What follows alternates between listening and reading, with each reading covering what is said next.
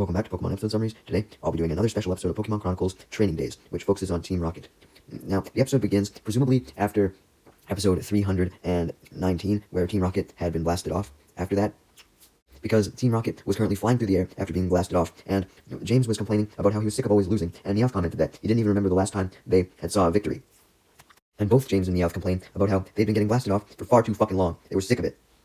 Jessie was getting pissed off at James and Meowth's whining, telling them to stop being so down and to remember a time back when they were winners, although James and Meowth struggled with this, as they couldn't remember any time when they were winners. Jessie then ordered James to get the emergency flotation device out of his pocket, pointing out that they were about to land very hard. And James went to go pull this out from his pocket as he rifled through them, but as he was rifling through, he only ended up pulling out some of his prized bottle caps. Much to his dismay, as he loses several of them, and several of them also hit Meowth in the face.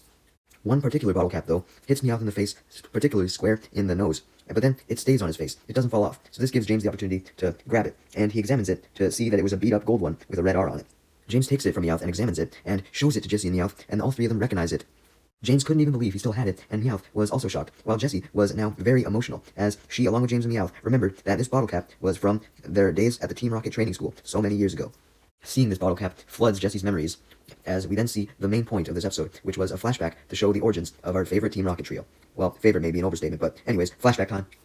The first thing that Jessie recalled was all her days of strict training that was designed to push future Team Rocket members to their limits, and she remembered one training operation in particular, where she was supposed to steal a statue while hanging in midair, upside down, with the statue being a giant Articuno statue that was designed with its eyes closed to act like it was sleeping. So basically, this whole situation was meant to emulate Jessie stealing a real sleeping Articuno. As Jessie was being lowered on a rope towards the Articuno statue, we then saw Jessie's training partner at the time, Jubei, and his Mankey, who were the ones holding the rope that Jessie was being lowered on, although they were finding it very difficult to hold the rope since Jessie was so heavy. Jessie noticed their struggling and simply told them to hold it steady, as she then got down to the Articuno statue and wrapped her hands around it. And then she instructs Jinbei and his Mankey to pull her and the statue up.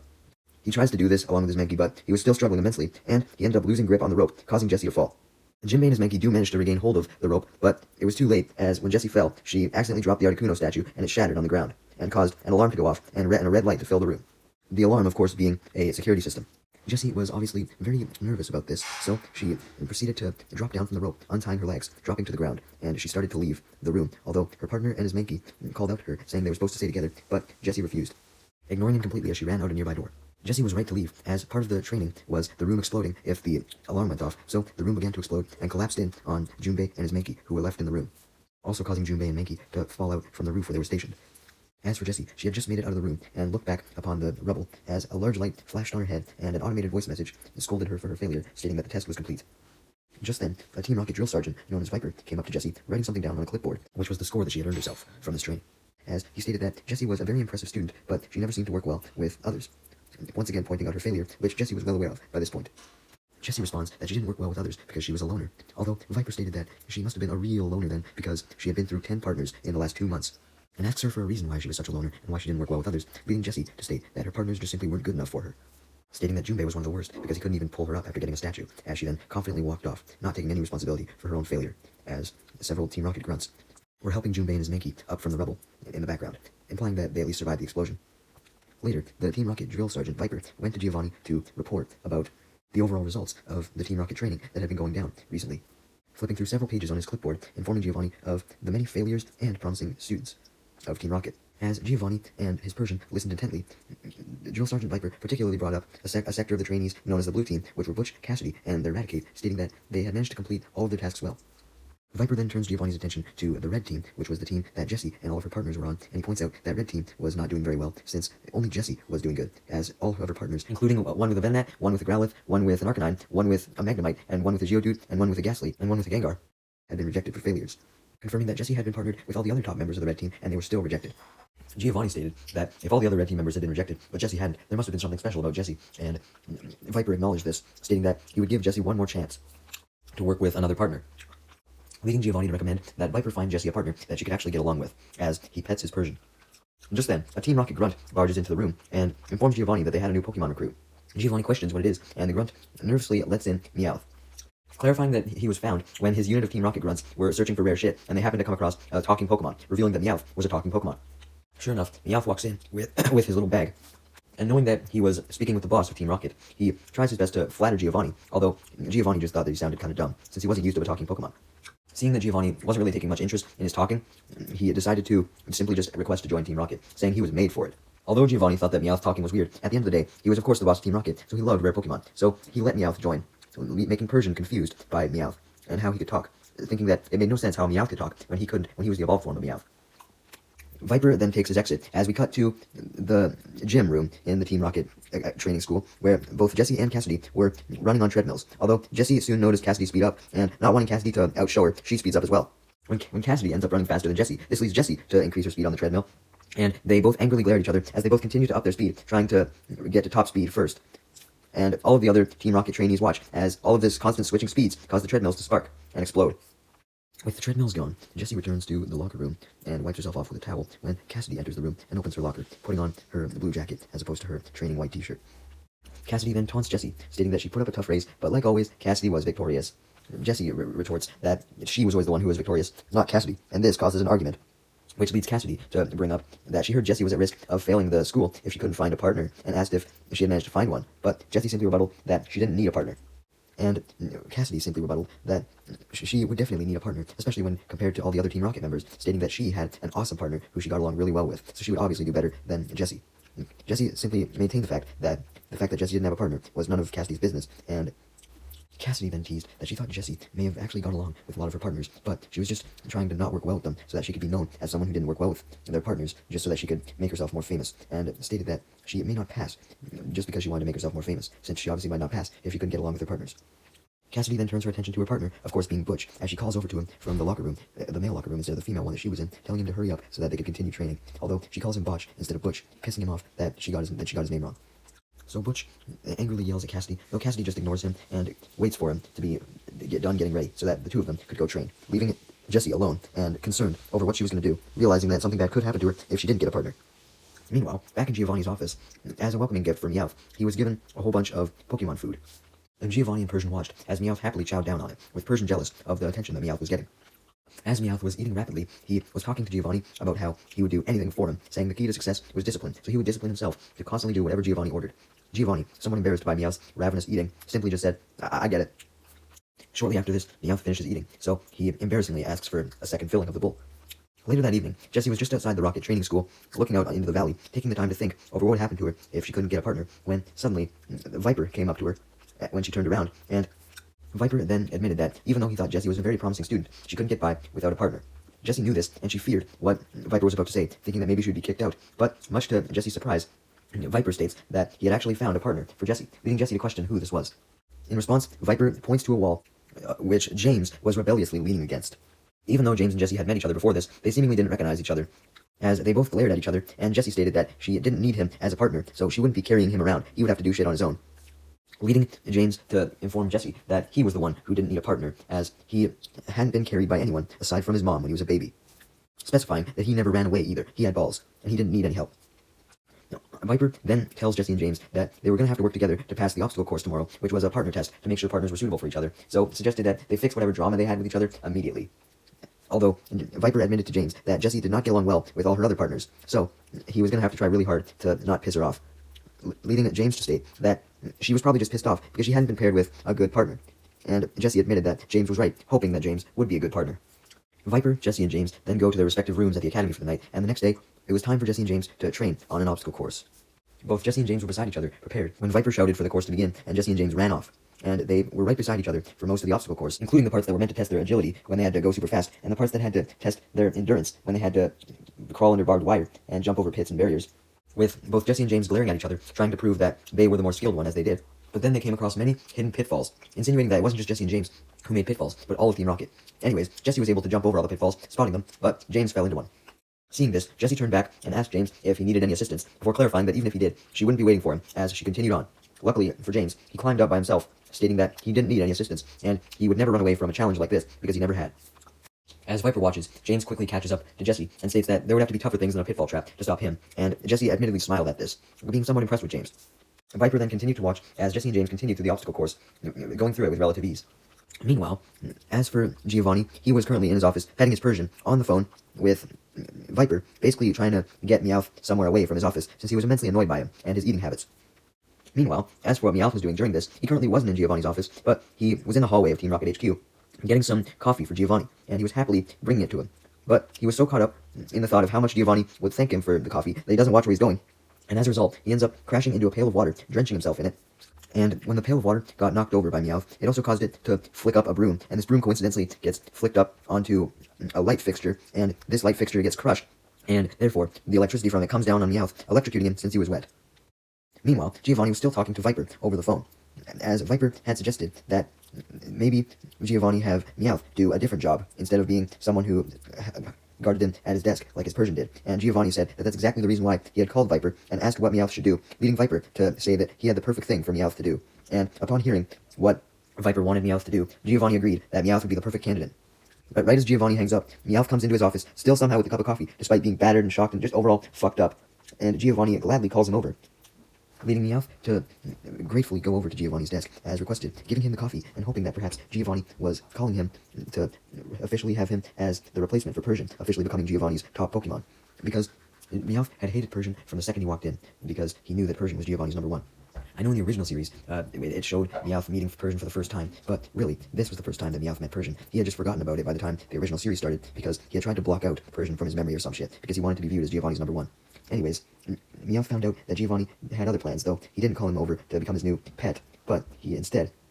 informed Meowth that he had been promoted to a field agent, making Meowth extremely excited nonetheless, just happy to have a job, thinking that he was special because Giovanni personally gave him the job.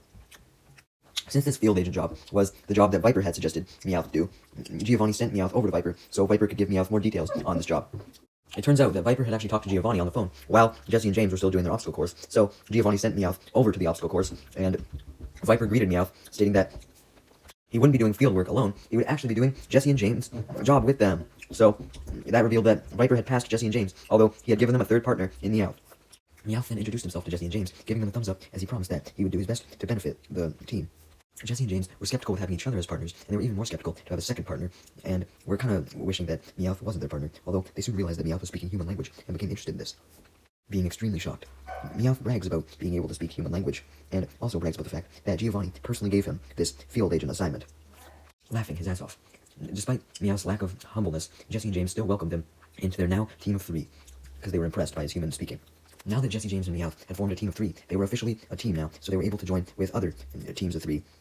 including a team of a dude and a woman with a Gengar, a dude and a woman with a Geodude, dude and a woman with a Venonat, dude and a woman with a Magnemite, dude and a woman with an Arcanine, and dude and a woman with a Ghastly. Viper proceeded to give all of the teams of recruits their instructions, pointing to a mountainous map on screen with an X, telling them to reach that point in 24 hours. Adding that this test was a relay, so the first team to make it to the X spot would win. And he also added that each team would be given supplies, and they had to make it to the spot with at least one of their supplies still left. Team Rocket were determined to get to the point on the mountain first, although Meowth checked the supplies bag to see that the only supplies they were given was one loaf of bread and a single glass of water, making Meowth worried, although Jessie wasn't worried at all, claiming that she wouldn't need any supplies. Meowth laughed and tried to sound as good as Jessie by saying that he wouldn't need any supplies either, though James admitted that he may slow Jessie and Meowth down since he knew he would need some supplies. This pissed Jessie off a bit, as she angrily glared at James before setting off with Meowth and James on the relay. During the first trek of the relay, the main goal was to hike over rocks on the way to the destination, and as Jesse and James continued doing this, Meowth got tired and stopped to take a break, eating some bread and taking a drink. Being able to do this without being scolded by Jesse and James, because they were so busy continuing on, and they weren't watching the bag where the supplies was. Then, Meowth was hot from all the moving, so he used the remainder of his share of the water to cool himself off. By the time Meowth was done his break, he just barely managed to catch up, as Jesse and James had arrived at muddy water as opposed to rocks now, which they all were able to walk through since there was more wet mud than water. Eventually, though, Team Rocket made it to the actual river that led to a waterfall. Jesse and James saw no issue with this, so they simply prepared to actually start swimming as they got into swimming position, but right after they started, James turned back to see that Meowth had stayed on the muddy part, leading Meowth to complaining that he hated water and couldn't swim. So James, knowing that part of the training was about completing the relay as a team, decided to help out Meowth by letting him ride on his head as James continued to swim. Soon enough, the swimming part was done, and now Team Rocket had to actually climb up the mountain, although Meowth couldn't seem to climb either. Merely watching James and Jesse climb, as he tried as well, but he slipped down since he was too hungry and exhausted to climb. When James asks Meowth why he couldn't climb, Meowth reveals this. So James, still knowing that the team had to finish the relay together, offered to give Meowth his own share of the bread and the water. Meowth was hesitant to take James's share, but James let him on one condition, so long as Meowth would give him the bottle cap from the water, explaining that he was collecting them, so he wanted as many bottle caps as possible. So Meowth took off the cap of the water bottle and spit it into his hand and gave the cap to James as he chugged the entire water bottle in one go, as Jessie watched from above and continued climbing, though she called James a dirty do-gooder for deciding to help out Meowth, but James argued that he was just doing it for the benefit of the team. Before James, Meowth, and Jessie could fully complete their scale of the mountain, it got really dark out, so they decided to make camp with a campfire in a nearby forest for the night, as there was, for some reason, a forest on the mountain. So they started the fire, and James and Meowth instantly went to sleep, as Jessie was too thirsty and hungry to sleep, so she pulled out her share of the bread and the water, and was about to feast when she heard Meowth's stomach growling, even though he was supposed to be asleep. In fact, Jessie assumed that maybe he was actually sleeping, so she decided not to worry about his growling stomach, since it's not like he needed food while he was sleeping anyways. But then Meowth's stomach growls again, so loud that it wakes Meowth up, so Jessie decides to split her bread and give some to Meowth, which Meowth happily accepts. Jessie actually broke the bread into 3 parts to give the 3rd part to James, thinking that he must have been awake as well, and he was, although he refused the bread, claiming that he didn't need it, even refusing the bread when Jessie literally put it right up to his face. Meowth was totally fine with James refusing, stating he would happily have James share as he goes to grab it, but Jessie pulls away, causing Meowth to fall over. Jessie then focuses on James again, forcibly putting the bread in his hand, as she says that they would eat together as a team, since if they hoped to work together as a team, then they had to do things equally, and also told James that it was best that he eat something so that he had energy for tomorrow, so that they could overcome the relay. So with that, James ate the bread, smiling at Jessie's kindness. Later in the night, the campfire had gone out, and all of the Team Rocket had went to sleep, with Meowth snoring loudly, and Jessie and James turned away from each other, and using the bags that contained the bread and water as pillows. James, however, was revealed to not be sleeping, as he asked Jessie if she was awake, with Jessie confirming, so the two of them began to talk, with James admitting that what he said about never running away was just a lie, and that he'd been running away from shit his entire life thus far, because he was super scared, and also confesses that he's never really had true friends, or had anyone that really cared much for him at all, aside from his butler, of course. Although he doesn't mention that, and also mentions how he's never had any love either, and Jessie says the same thing, making Jessie and James realize that they were both loners and had quite a bit in common, so James suggested that they could actually make a pretty good team, adding that Meowth seemed like he'd be a good team member too, since he also seemed like an outcast due to the amount of failures he experienced, with not being able to swim or climb, really. Jessie agreed, though stated that since she'd never had any friends in her past, she had trouble trusting people, and felt like she never would be able to trust James and Meowth, although James gave Jessie hope, promising to never betray her or let her down, as the 3 of them then declared that they were going to be the top team tomorrow, and become the best Team Rocket recruits in all of history, also promising to be the best partners to each other. And as for Meowth, even though he was sleeping, he started talking in his sleep, agreeing with Jessie and James that they would be great partners for all of eternity. Jessie and James eventually fell asleep, and the next morning, Jessie, James, and Meowth continued their trek up the mountain, eventually coming to a large wooden bridge high over a raging river, although the bridge looked extremely run down, making Meowth scared.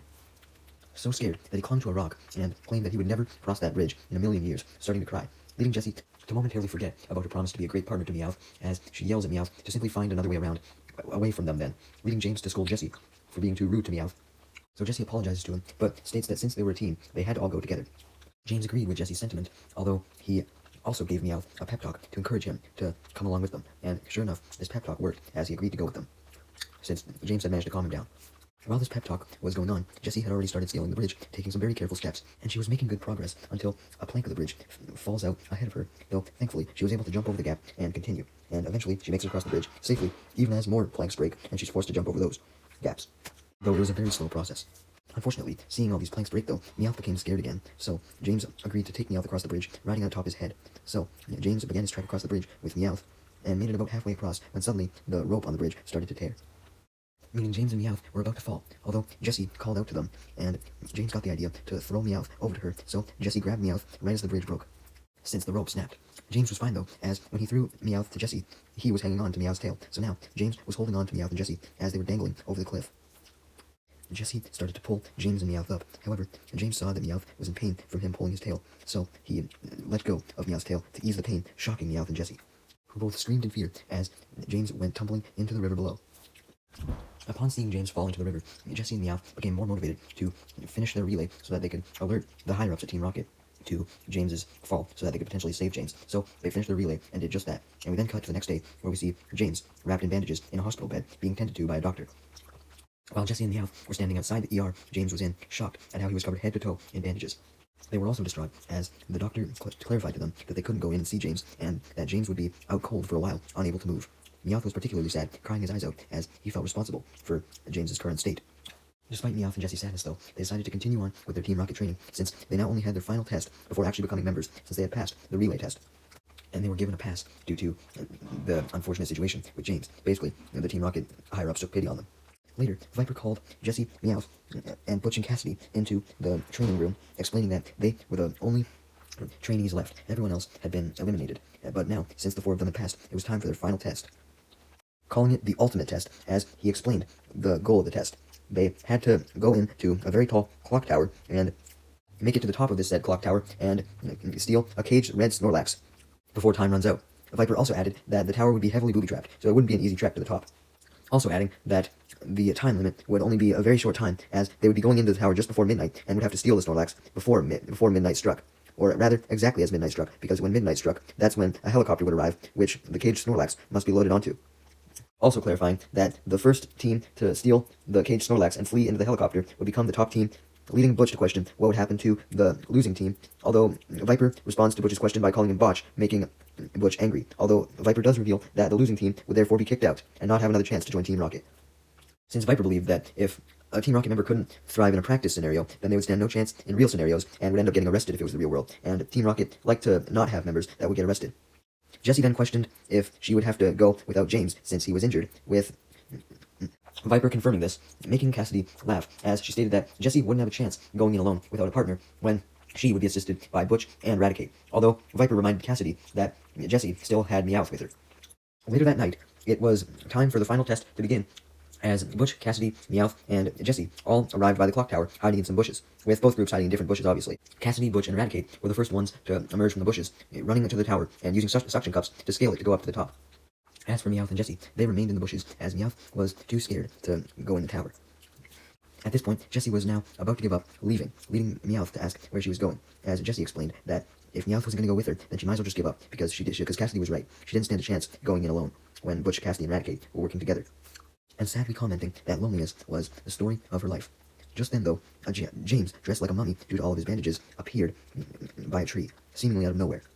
He immediately disagrees with Jessie, stating that she wouldn't be going in alone since she had a partner, as he said the first lines of what would eventually become Team Rocket's motto, and tore off the bandages, completely uninjured, much to Jessie and Meowth's shock. Jessie and Meowth were worried for James, thinking that he must have been injured, but was just trying to ignore it, and James doesn't deny this, but reminds Jessie and Meowth that he swore that he wouldn't run away anymore, and he swore to never let Team Rocket down. Jessie was very pleased with this, as she began to cry happy tears before wiping them away, and Meowth happily declares that the team was back together, so they could still win and beat Butch and Cassidy. Jessie agreed and suggested that they get going and catch up to Butch and Cassidy immediately, stating with confidence that they had to steal that red Snorlax as they headed for the tower, with Jessie also having a desire to show up Cassidy. Soon enough, Team Rocket had entered into the tower, and they were catching up to Butch and Cassidy, as both groups had to deal with numerous traps throughout the tower, such as shutting doors, falling doors, fire Pokemon, floods, and even Indiana Jones-esque boulders. Like, those ones that would just chase you down hallways and shit. So yeah, they had to get through all of that shit. And although time was running low, both groups eventually made it to the top of the tower through opposite doors, where they both spotted the red Snorlax caged. At the exact same time, Butch and Cassidy were determined to get to the red Snorlax first, especially Cassidy wanting to show up Jessie, as she stated that Jessie would always be a loser, and it goes with Butch to get the Snorlax. With Butch overjoyed because Cassidy actually called him the right name this time. With Raticate joining them, of course, although it wasn't going to be that easy to just get Snorlax by running up to it, as suddenly a hole trap appeared when Butch and Cassidy and Raticate walked over a certain part of the floor, causing them to fall in it. Meowth and James didn't see Butch and Cassidy fall into the hole, so they carelessly just walked towards the Snorlax cage as well, although Jessie had saw Butch and Cassidy and Raticate fall into the hole, so she called out to James and Meowth, warning them to stop. And they do, though it was only when the hole actually activated, so James and Meowth fell in. Thankfully, though, James managed to grab onto Meowth's tail again, and Meowth was able to hook his claws onto the floor above before they could fall in, although Meowth was very quickly losing grip.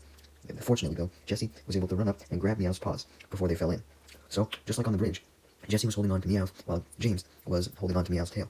Just then, though, the alarm started to ring, signifying that time was up, so a team had to get the Snorlax out of there, or both teams would be disqualified. So, James was about to let go, telling Jessie and Meowth to go on and win without him, since Meowth could just pull Jessie up and then leave James behind, and therefore, she and Meowth could be a team together and officially join Team Rocket.